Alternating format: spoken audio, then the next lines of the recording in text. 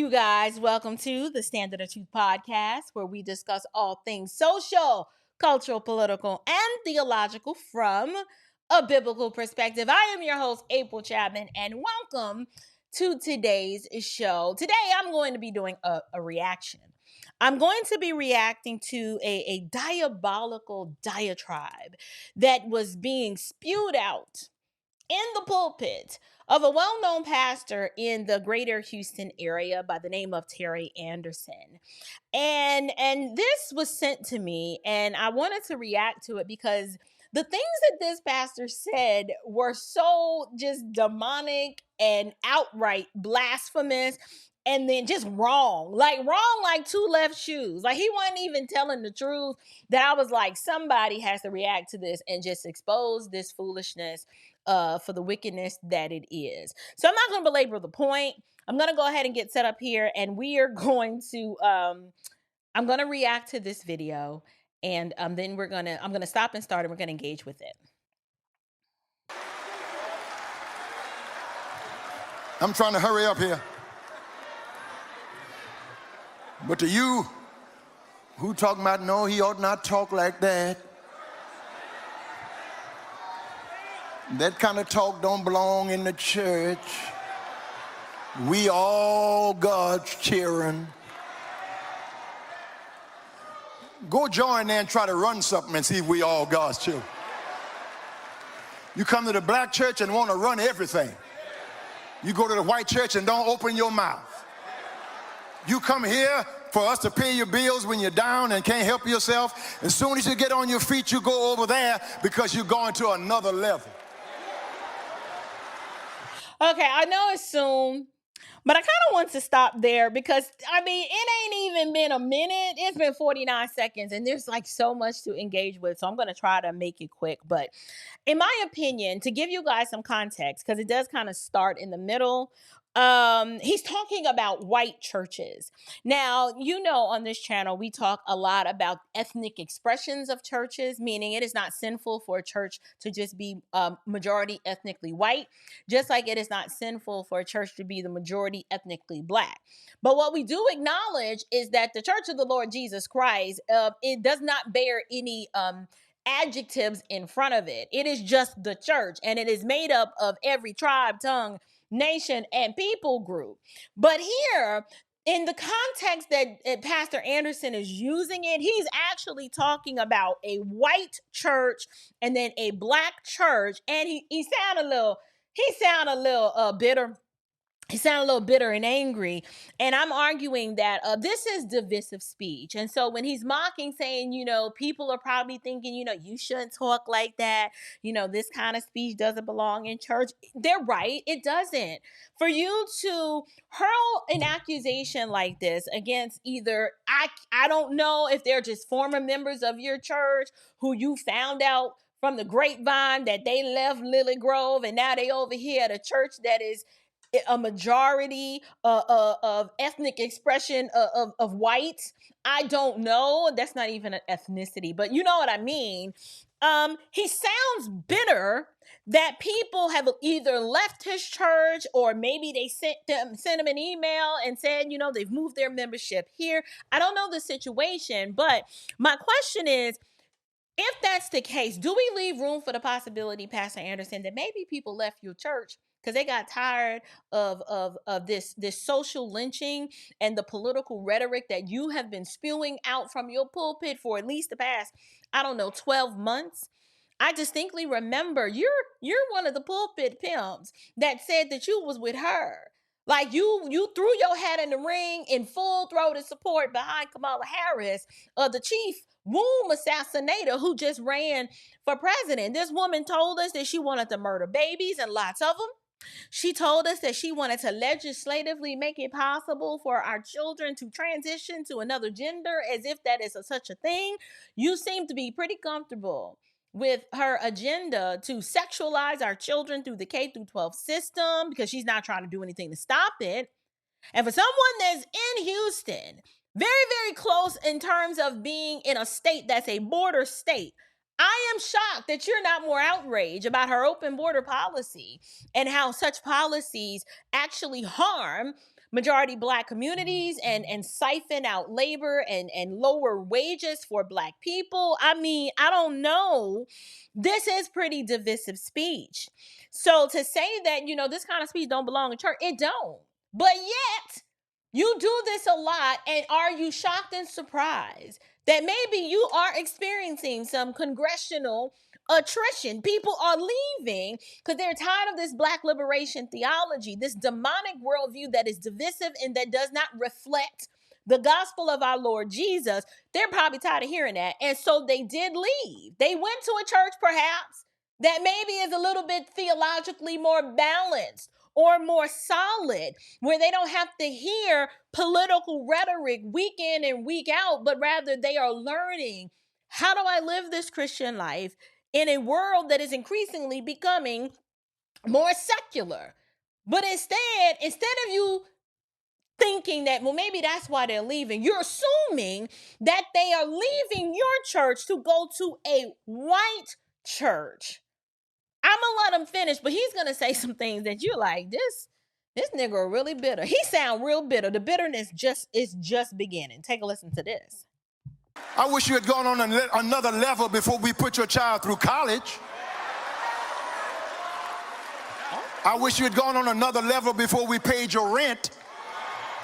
Black folk will give their fruits to their oppressor and their sword to their liberator. Okay, I gotta gauge with that.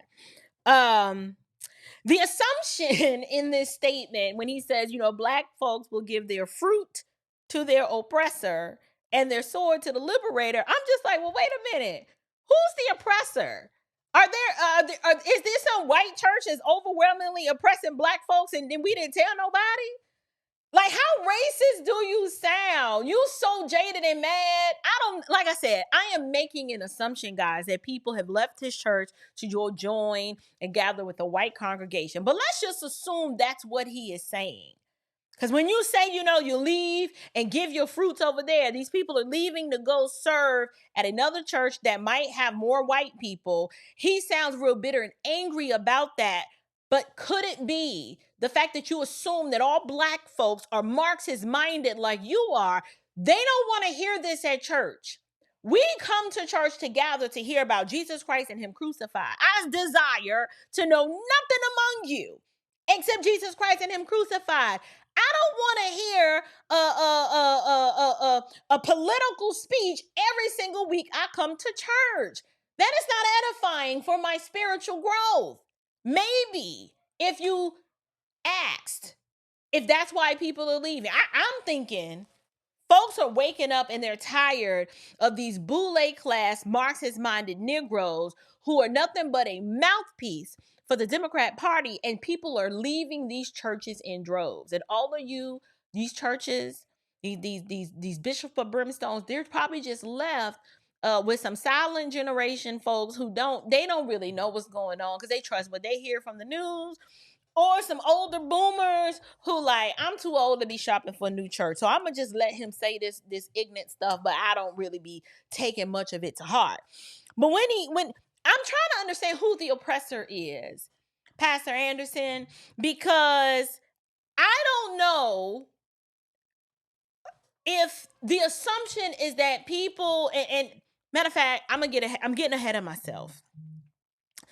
I think I just have issues with the fact that he makes this assumption that white people are oppressive and Black people are liberating, when the way I see it from a political platform perspective, all of the policies on the Democratic side, policies are incredibly oppressive, particularly to Black people. And we're going to get into that.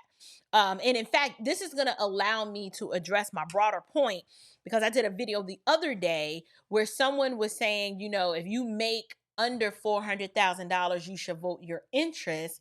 But if you don't, I'm trying to understand like why you would vote Republican, because I don't see how you would be voting your interest to vote for a Republican. And I'm like, it's clear that you do not understand the Republican Party platform, and you don't have a clue what these Democrats actually stand for and are pushing. So what he's about to say is going to help me flesh that point out. The people who come to help us, that's the people we tear down. And the people who don't give a damn about us, that's who we vote for. Okay, all right. So I didn't know that that's the direction he was going to go.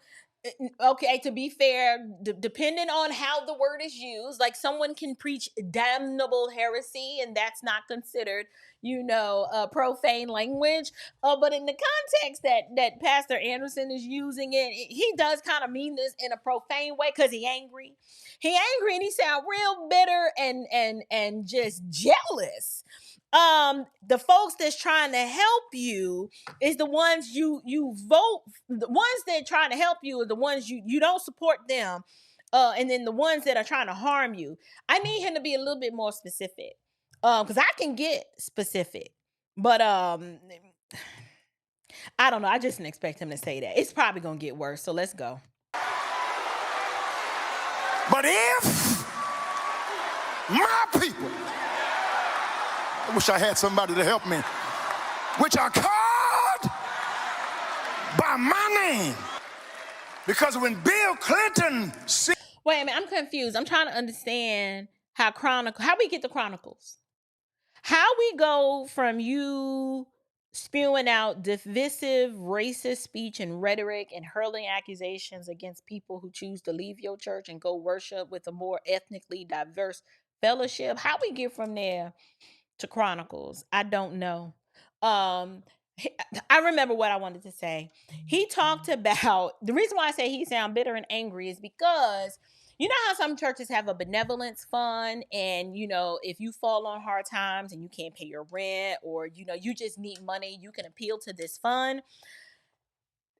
This is why people have issues with the church, because my thing is Christian charity is done out of love, and it's done without an expectation of receiving anything in return. And so if you've helped take away Sean, help put him through school and wanted to support and fund his education because you believed that, he was going to go off and do great things in the world, you should not be throwing that back up and talking and bringing that out publicly, because it sounds as if your Christian charity wasn't charity. It sounds as if you feel some sort of kind of way because now Taquayshawn and his family done moved on, and you feeling some sort of kind of way about it. We don't give with the expectation that, you don't throw it up in people's face. That's actually, at that point, you've nullified any sort of blessing that you may have been to them because you were doing it from a selfish motive. You ain't had a right heart and spirit. So to say things like, well, we was good enough for you, when you needed your rent and your mortgage paid, and we put so-and-so through school, and now you taking your fruit over to this church, and those are the ones that's oppressing you. I'm like, bro, you done made a whole lot of assumptions in this one short little period of time, and you sound real bitter, broken, and jaded, and you need to lay these feelings at the foot of the cross. This is not the place to air out how you feel. I get it. Shepherds do take it personal and do feel some sort of kind of way when a church member leaves their fellowship. But the issue is you don't own these people. Like, this is not your church. At this point, I don't really believe this is the biblical church, but let's just say if it was a biblical church, the church belongs to Christ. You are simply an overseer, a shepherd, a steward over his flock. It's the flock of God. It ain't your church.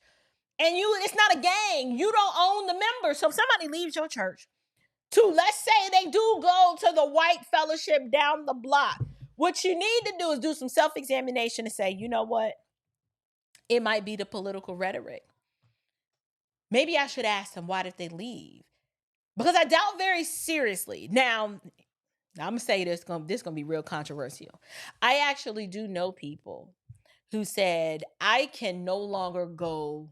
I have heard people make this broad sweeping statement, and I completely understood what they meant when they said it, but I can see how it could be offensive. I've heard people say, I'm done with Black church. I don't want to go to a Black church. You can't pay me to go to a Black church.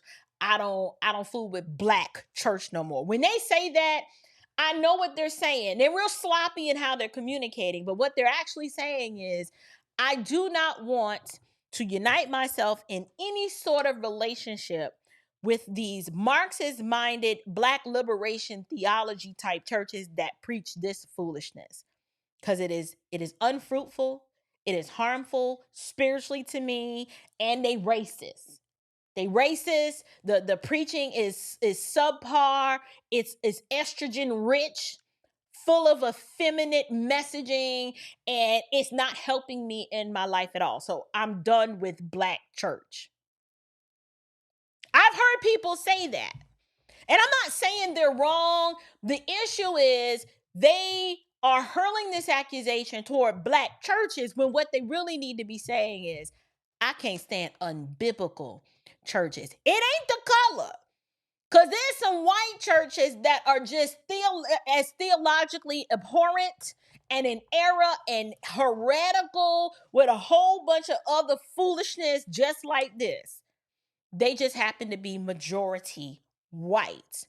But I get it. No one wants to go to any church where they're going to hear this kind of political rhetoric and berating from the pulpit. No one wants to go to church for that. They just don't. In office, the white church called him the Antichrist. But Trump got 3 baby mamas.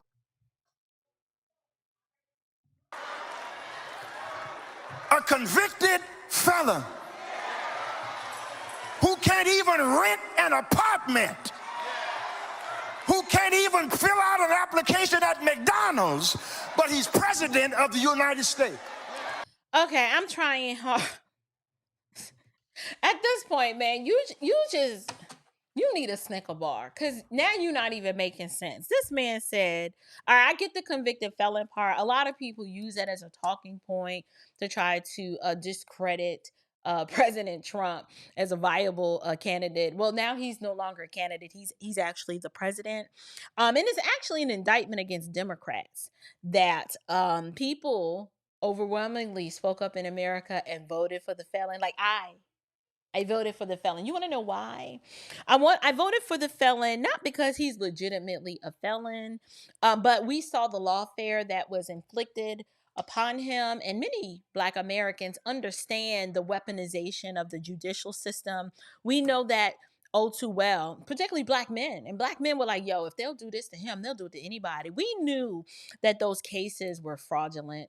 We knew that they really didn't have any merit, and they were baseless, and they were nothing more than Democrat tactics in order to win and sway the public opinion to win an election. And the American people saw right through that. The sad part about it is you Marxist minded Negroes actually just ran with the narrative no matter how much evidence was presented to the contrary. You want to hate the man because you got hatred in your heart. You need deliverance from that. But more importantly, then he goes, who can't rent an apartment. Sir.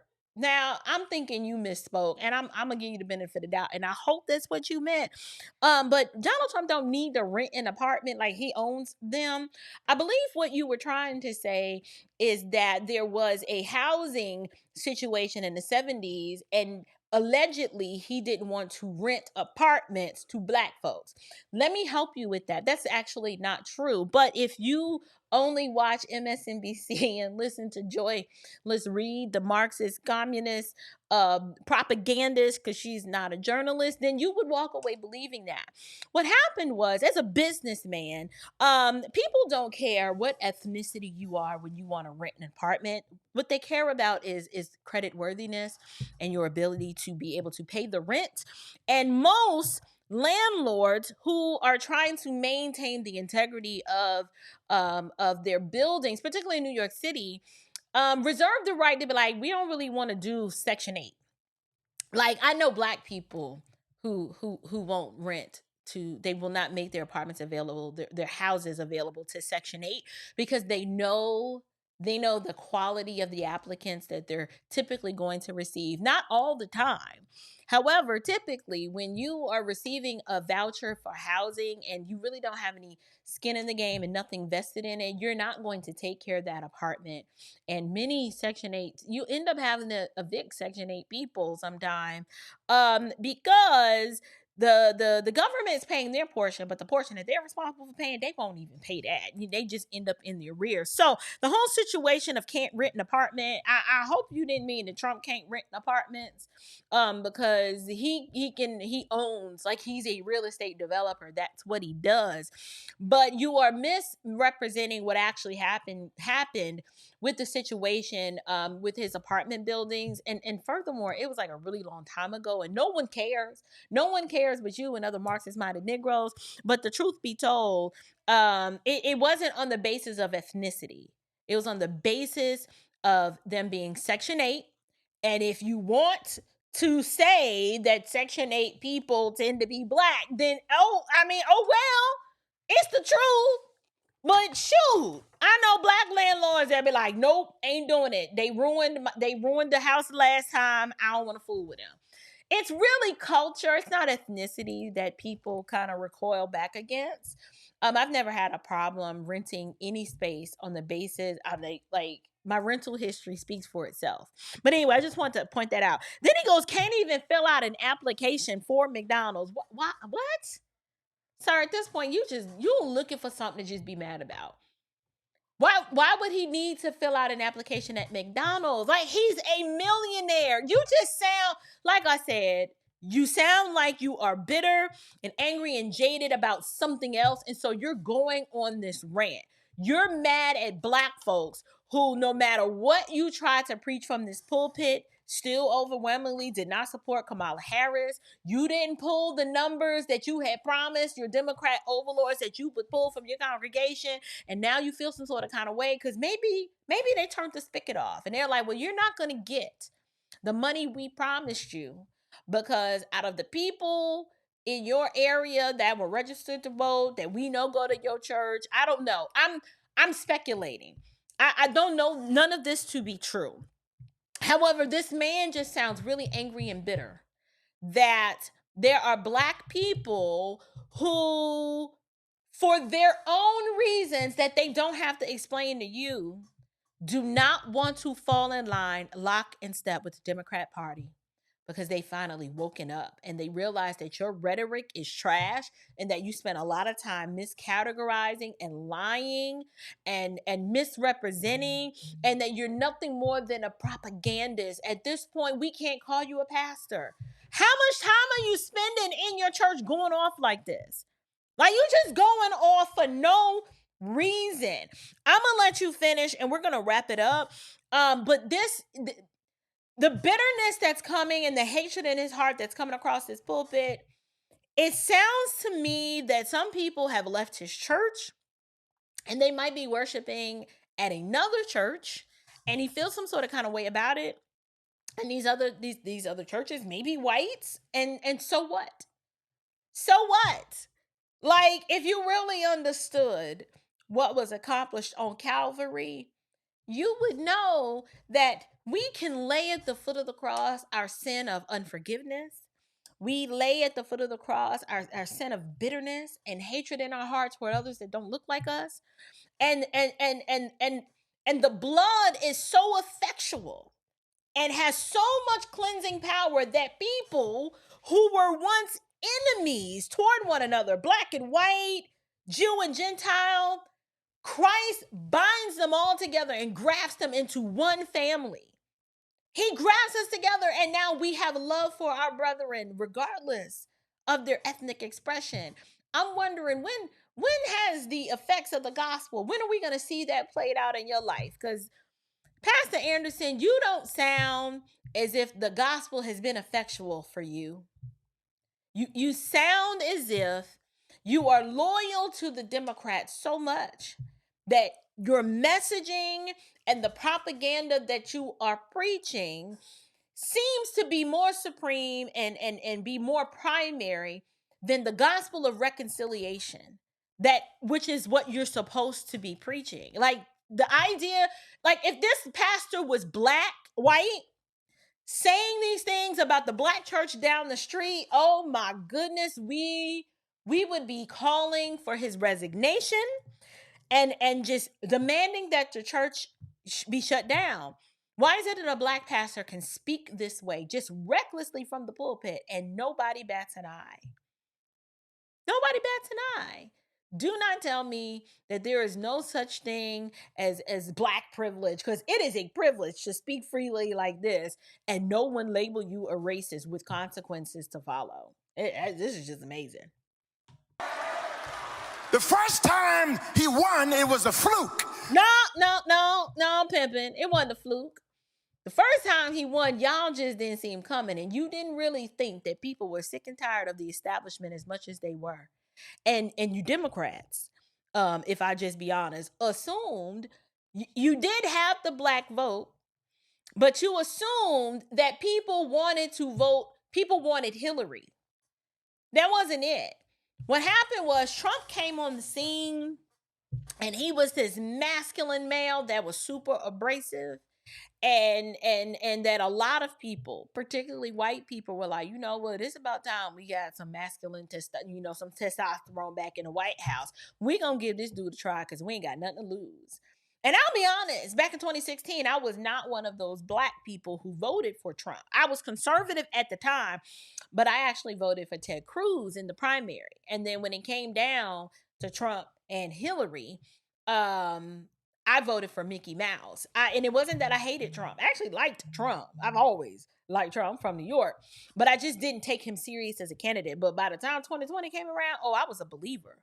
I was a stone cold believer. I was like, this dude is the truth. So it wasn't back in 2016 that he won by a fluke. That's not what happened. And he would have won in 2020 if you old cheating Jerome Crow Negroes and Jim Crow white liberals had not used subversive tactics to try to steal that election, i.e. using COVID and Zucker boxes and things like that. But we ain't got to talk about that right now, all that election interference. We ain't got to talk about that. The second time he ran, the country made a decision. That is true. That's fact.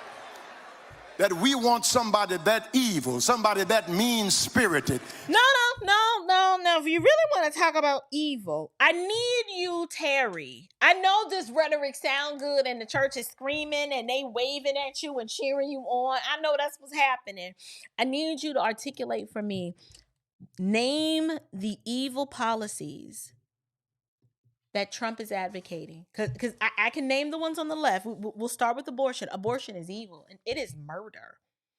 It is murder, and you're complicit in the murder of thousands of the unborn if you voted for Kamala. So that blood is on your hands.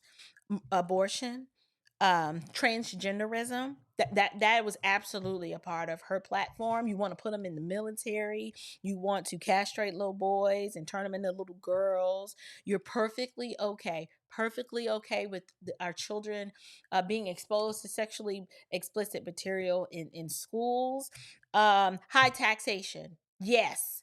To me, it is the taxation at that level is theft. Right? Her communist policies, wanting to steal from the rich to give to the poor. Yeah, that's pretty evil and wicked. Also, her open border policy, it is shameful, evil, and wicked for the amount of people who have come into this country illegally. And our taxpayer money is being used to take care of these people when we here in America have needs. And then not only that, but the schmecks trafficking that is also a result of all the missing children who are being trafficked. That is absolutely evil. You know what else is evil, Pastor Anderson? The fact that if Kamala had won, the goal of Kamala was to continue along in the same vein as the Obama administration was pushing the LGBTQ and abortion agenda globally. Like I'm talking about telling countries that, if you want aid from us, you gotta have a gay pride parade. Like you have to be initiated and bathed and baptized into all of this rainbow cult foolishness if you want help from us. That's pretty evil and wicked. These are just a few. just a few policies that she campaigned on or we knew were going to be part of her campaign. And I'm trying to understand, can you name the policy on the right that's evil and wicked? Because I forgot one. DEI, showing partiality towards someone on the basis of ethnicity or sexual expression, that's pretty evil and wicked. When you already know that the Bible teaches that if a man doesn't work, he doesn't eat, and that we are to earn our way, and then to be grateful for what we are given, and to be content with the lot in life that the Lord has given us. DEI strips us of that and demands that people who haven't earned it, and to show partiality and deference, which is injustice, to those just because they are of a different skin color or gender or sexual orientation. Now, DEI is pretty wicked. It's not merit based.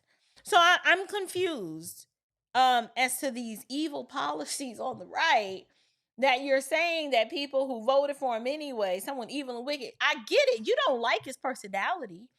He's very abrasive. He calls a spade, and he's one of those masculine men that you're not going to be able to take advantage of him and just talk to him any old kind of way. Now, I get it. You're used to the effeminate preaching in your pulpit because all of the men in your church, they've left long time ago. So you're so used to in a company and accustomed to preaching in such a way that appeals to the estrogen rich sensibilities of the people in your church. And when you hear a man like Donald Trump speak, like, you don't even know what to do with that. You haven't been confronted with that kind of masculinity in a long time. So I can see how you could say it's evil and wicked. Now, arrogant, yes. Trump is arrogant. Narcissistic, I would even give you that. But see, the thing is, though, those things weren't on the ballot. What was on the ballot were his campaign promises, like school choice. Like, it is evil and wicked to leave children, particularly minority ones, in failing school districts, and then telling them that you can't take your tax money and use it to educate your child the way you see fit, but rather you keep these kids in failing schools that are not performing well, and then subjecting them to all kinds of sexual perversion and pornography, like in the school. Like, that's pretty evil and wicked. Like, Trump is the only one that came along to stop that foolishness. I'm just, I don't know. I'm just going down stuff that I know Kamala and Biden were pushing and had already pushed. And then I'm looking at the stuff that Donald Trump promised, and I'm trying to find the evil and the wickedness, and I'm coming up short. I'm just coming up short. Somebody that duplicitous, because the election was not about Trump. The election was about the country. Isn't that how it's supposed to go? Make America great. So I don't know. I'm gonna let him finish. It sounds like he contradicted himself. I don't know. They've been wanting to get rid of diversity, equity, and inclusion. Yes. You want to know who's up to it? McDonald's, Walmart. Yes. Talk back to me if you can. Mm-hmm. These companies that we spend all our dollars in, the only company I know who's not going along with that mess is Costco. I'm going there after I leave church this morning. All right, so I've had enough of his ignorance. I'll engage with that last statement that he made. Here's the issue with that. When he talks about DEI and how Trump is rolling back the DEI policies, what he doesn't understand is, I don't know where he's getting his news from, but none of these corporations are saying that, we're no longer going to hire Black people. What they're actually saying is that, Black people have made incredible contributions to this nation, and that they are equal, so much equal that they should be willing to compete based on merit and to apply for the job that they believe that they are qualified for, and may the best man win. And what's going to happen is people who are actually legitimately qualified, they won't be in that position because of their race. They'll be in whatever position in spite of their race. It is insulting to me. Maybe you, like I said, you one of the Marxist-minded, slave-minded Negroes that actually think it's good to celebrate, to be like, you know what, we got to help the blacks because, they not as smart and, they can't do it on their own. So we got to have these programs in place just to make sure that they have a position, even if they may not be qualified. We've seen that these DEI programs are not working, and they've not proven to be profitable or produce the outcomes that they were intended to produce. So these companies are doing away with it. You know why? Because they've realized that productivity and profits are impacted when, instead of us just looking at the candidate who's best for the job and giving them that, when we go out of our way to fill it with the black person, that we're like, we're taking a gamble, but we want to demonstrate and virtue signal that we care about blacks. Listen, I'm glad that these corporations are rolling it back. And for whatever reason, Costco has not chosen to do so. Well, let them stay on the woke train. Let them stay on that woke train, and you can go shop wherever you want. But here's the thing. None of these companies sell ideas. They sell products, and they provide services. And products and services should not come with ideologies. They have usefulness and provide value in exchange for consideration. The money that you pay, you just want a good product and a good service at a great price. Don't nobody care about all this other stuff. None of these things should matter in commerce. And the idea, you really think, for example, I have heard black people whining and crying about Target, and now that they're gonna roll back. Listen, if Muriel or Ariel, whatever these black hair care products, Shea Moisture, which I think is still owned by black folks, but all of the black hair care products and things that are already in Target, no one is pulling those things off the shelf. If they are selling because people are buying them, they will remain there. And if new products come and emerge, if they want shelf space, they gotta compete just like everybody else. But no, you don't just get to put your product in my store just because, but I'm black, you ain't gonna help me out. No! If it's a good product, it's gonna do well regardless. We shoot ourselves in the foot by believing that we are so inferior that somebody actually has to put a program in place just so we can be seen? Are you kidding me? Are you kidding me? The first female millionaire, not Madame Curie. What's her name? Oh gosh, I'm drawing a blank right now. The idea that we needed DEI has only crippled black creativity and ingenuity and innovation. Instead of us just saying, I got a product and I got a service and I got a way to get paid and it's better than anything else out there, instead of us doing that, we walk around on these crutches like, well, I'm working on my product and I'm working on my service, but I just need somebody to give me a chance because I'm black and stuff.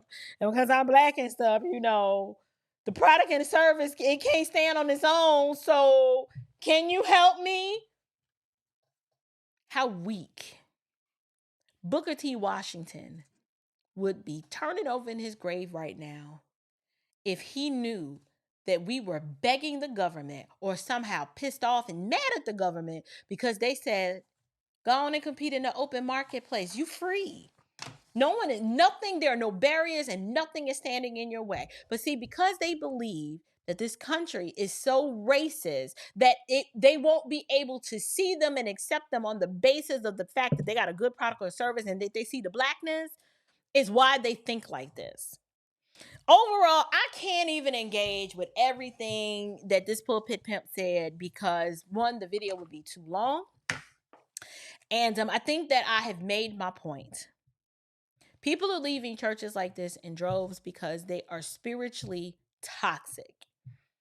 This is not edifying to hear this rhetoric from the pulpit, but he does it because this is who he is. The fruits of this foolishness is what you're seeing now. And the Democrats are so desperate. I don't know if they paid him or the fact that they didn't pay him because he didn't deliver the results that, he thought that he could. But something is wrong with the pastor when they spend this much time going off like this, and they actually take time from the Lord's Day. Take time from the Lord's Day to go on this kind of tirade from the pulpit. And so I just wanted to cover this to let y'all know that apostasy is real, and that you got a lot of these apostate preachers that are nothing more than mouthpieces for the Democrat Party. And they are surely leading your soul to hell, because if they can get you to vote blue no matter who, despite the abortion, despite the LGBT agenda, despite the high taxation, despite the other socialistic policies, the illegal immigration, the lack of school choice, the lack of law and order and enforcing the law. We didn't even talk about that. We didn't even talk about the assault on crime policies that have been very, very harmful to the Black community. I'm just trying to understand the policies on the right, which is low taxation, law and order, respect for authority in the police. Trump is offering school choice. He rolled back Roe v. Wade and sent it back to the state. So if your state want to murder babies, help you. But most Americans who have a conscience don't want to do that. Americans, particularly males, do not want their children sexualized and transitioned. We don't want to use pronouns. We don't want the English language under assault to where we have to conform to this new lexicon and addressing people as zims and zers. Like, that's foolish. Trump is just bringing common sense. But this melanin-minded Marxist Negro who is cosplaying as a preacher, he doesn't even have the spiritual eyes to see it, because he's blinded by the hatred in his heart. So if this is your pastor, go and send in this video. And Pastor Anderson, you need to repent and turn to Christ, because God is not pleased with you, talking about the Church of the Lord Jesus in such categories, and feeling salty and mad because folks are leaving your church to go to the white church. You are self-admitting that you think the white church is better on the basis of ethnicity, but it ain't got nothing to do with the ethnicity. It has everything to do with the preaching that's coming out of yours that's just toxic and evil and wicked. And maybe they just wanted a more theologically sound alternative. I don't know. But what do you guys think? Am I way off? Does he sound angry and bitter and just jaded that people have left the church and just decided to take this moment to go off, right? Like he did. Or if you're like, no, I don't think that's it at all. I just think he's blinded by the rhetoric from the left and he doesn't know any better. Let's just give him some grace. Or if you're just like, you know what? I'm still in shock that he said the stuff that he said. I don't really know what to think. Whichever position you hold, I need you to leave me a comment down in the box below. And until next time, you guys, grace and peace.